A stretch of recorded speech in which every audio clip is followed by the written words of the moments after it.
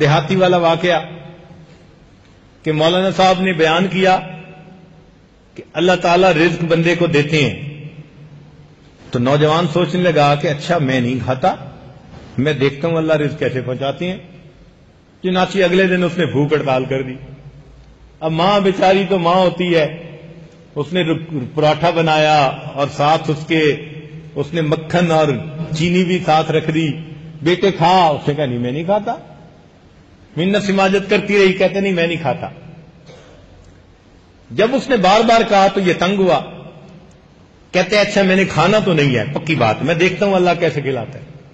چنانچہ یہ گھر سے اٹھ کے باہر گاؤں کے درختوں کا کافی سارا جھنڈ سا تھا، سایہ دار جگہ تھی، یہ وہاں جا کے لیٹ گیا کہ میں آج یہاں لیٹا رہوں گا اور میں نہیں کھاؤں گا، میں دیکھتا ہوں اللہ مجھے کیسے کھلاتا ہے۔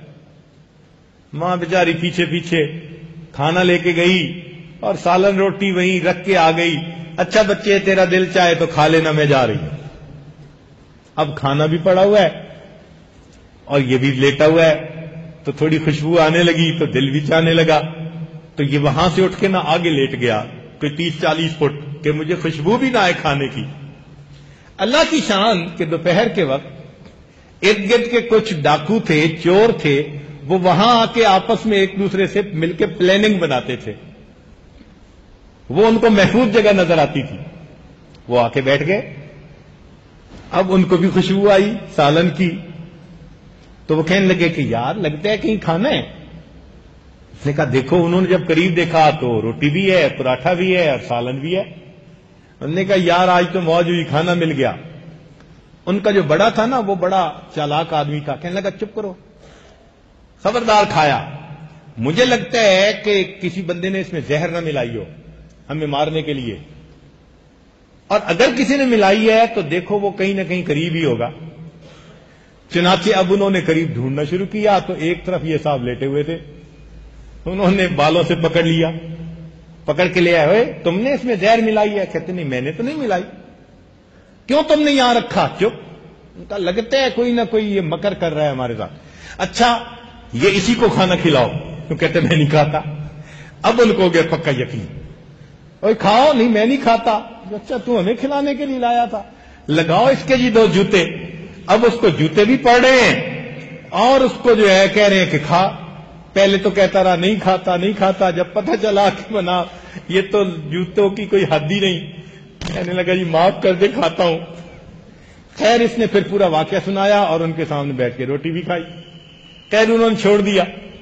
اب ٹکا کے جو مار پڑی تھی نا تو جسم پہ تو جوتوں کے نشان۔ اب بیچارہ دردوں کے ساتھ گھر واپس آیا، خیر ماں نے دیکھا چپ کر گئی۔ اب یہ اگلے جمعے کے انتظار میں، اگلا جمعہ ہوا، پھر مولانا صاحب نے تقریر کی، انہوں نے کہا بھائی دیکھو اللہ تعالیٰ رزق پہنچاتے ہیں اور اللہ تعالیٰ بندے کو ہر حال میں اس کا رزق عطا کرتے ہیں۔ جب انہوں نے بیان کر لیا نا، نماز پڑھ لی، تو یہ مولانا صاحب کے پاس گیا، کہنے لگا مولانا ادھورے مسئلے نہ کیا کریں۔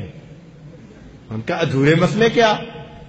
میں تو پورے مسئلے کرتا ہوں۔ کہتے نہیں نہیں نہیں، آپ ادھورے مسئلے کرتے ہیں۔ بھائی ادھورے مسئلے کیا؟ کہنے لگے جی آپ نے پچھلی دفعہ کہا تھا کہ جس کا رزق کو اللہ تعالیٰ اسے پہنچا کے رہتے ہیں۔ کہا یہ پوری بات تو ہے۔ کہتے نہیں یہ پوری بات نہیں ہے، پورا مسئلہ یہ ہے کہ جس کا رزق ہو اللہ اس کو پہنچا کے رہتے ہیں، اور جو رزق نہ کھانا چاہے اللہ جوتے مار مار کے بندے کو کھلاتے ہیں۔ تو بات تو ایسی ہے، انسان کا رزق اس کو مل کے رہتا ہے۔ اگر یہ یقین ہو تو ہم کبھی حرام کی طرف آنکھ اٹھا کے بھی نہیں دیکھیں گے۔ جو میرا رزق ہے وہ میرے مولا نے مجھے دینا ہے۔